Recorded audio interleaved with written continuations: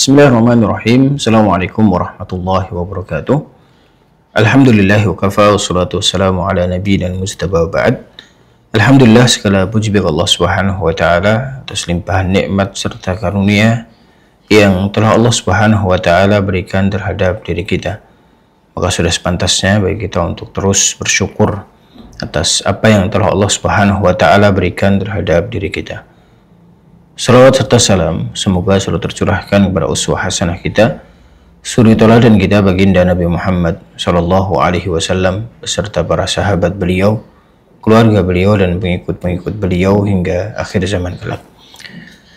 Alhamdulillah, pada kesempatan kali ini kita akan lanjutkan kembali materi kita 16 hari paham nahwu dasar. Kita telah sampai pada pembahasan hari yang ke-6, yaitu dengan tema al-muwazanah, perbandingan antara fa'il dan maf'ul bihi. Pada pertemuan sebelumnya kita telah membahas tentang apa itu fa'il, apa itu maf'ul bihi, apa itu subjek, apa itu predikat dalam bahasa kita, dalam bahasa Indonesia. Insyaallah pada pertemuan hari ke-6 ini kita akan membandingkan apa perbedaan dan persamaan antara fa'il dan maf'ul bihi. Hayya nabda'ud dars. Mari kita mulai pelajaran kita pada kesempatan kali ini. Seperti biasa, kita akan mulai dengan memberikan contoh yang dibawakan oleh pengarang dalam kitab beliau tersebut. Contoh yang pertama, yajurrul hisanu al-ajalata. Kuda itu menarik pedati. Yajurru menarik, al-hisanu kuda, al-ajalah pedati atau semacam gerobak. Kemudian contoh yang nomor 2, qatafal ghulamu az-zahrata. Anak kecil itu memetik bunga. Qatafa memetik, al-ghulamu anak kecil, az-zahrata bunga. Kemudian contoh yang ketiga, rabatat Fatimatu al-jadiyah. Fatimah mengikat kambing. Rabatat mengikat, Fatimatu Fatimah, al-jadiyah kambing. Kemudian yasqil fallahu az-zar'a. Petani itu menyiram tanaman. Yasqi menyiram, al-fallahu petani, az-zar'a tanaman. Kemudian contoh yang kelima, qadhafal la'ibu al-qurata. Pemain itu melempar bola. Qadhafa melempar, al-la'ibu pemain, al-qurata bola. Contoh yang keenam, contoh yang terakhir, habasa asy-syurtiyyu al-lissa. Polisi itu menangkap pencuri. Habasa menangkap, asy-syurtiyyu polisi, al-lissa pencuri. Karena kita pada kesempatan kali ini membahas tentang perbandingan antara fa'il dan maf'ul, maka ada beberapa yang perlu kita garis bawahi, yang perlu kita catat pada contoh-contoh tersebut, yaitu fa'il dan maf'ul. Mana fa'ilnya, mana maf'ulnya.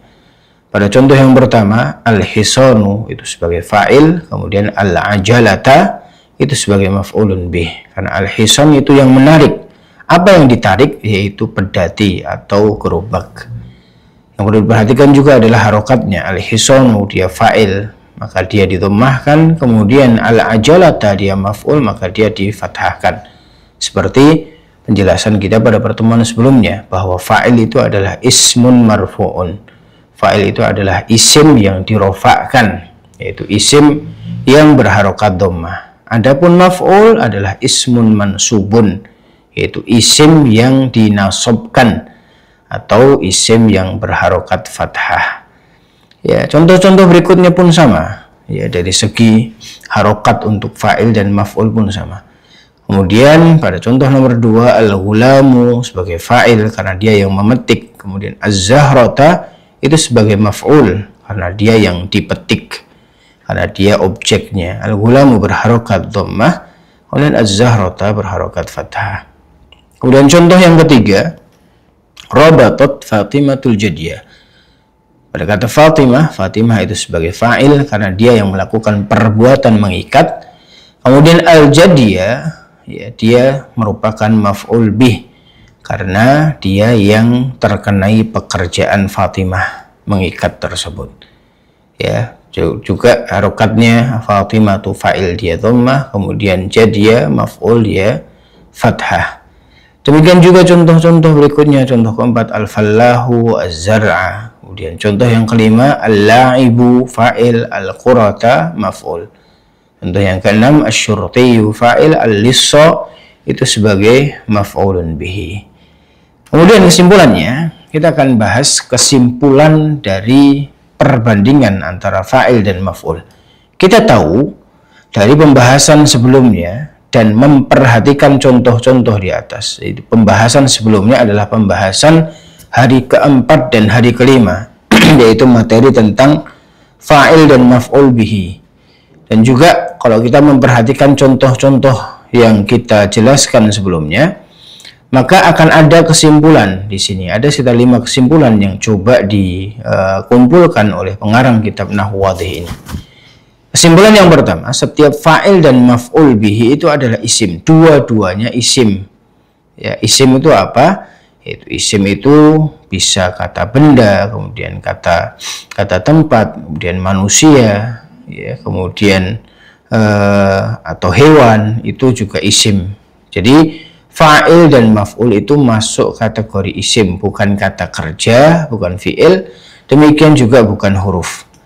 Kemudian yang kedua, fa'il itu adalah yang mengerjakan suatu pekerjaan, yaitu subjek. Ya, fa'il itu yang mengerjakan suatu pekerjaan, yang mengerjakan suatu perbuatan.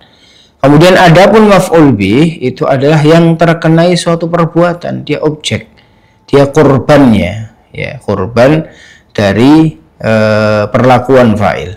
Kemudian kesimpulan yang keempat, harokat akhir, ya, dan ini merupakan apa?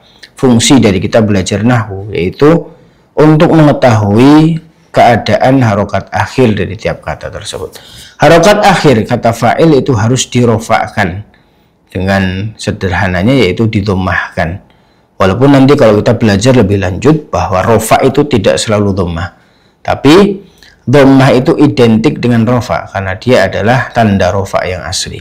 Kemudian yang kelima, harokat akhir kata maf'ul bih itu harus dinasobkan atau sederhananya difathahkan. Ini 5 kesimpulan untuk membandingkan antara fa'il dan maf'ul bih. Yang pertama, fa'il dan maf'ul itu adalah isim, sama-sama isim keduanya.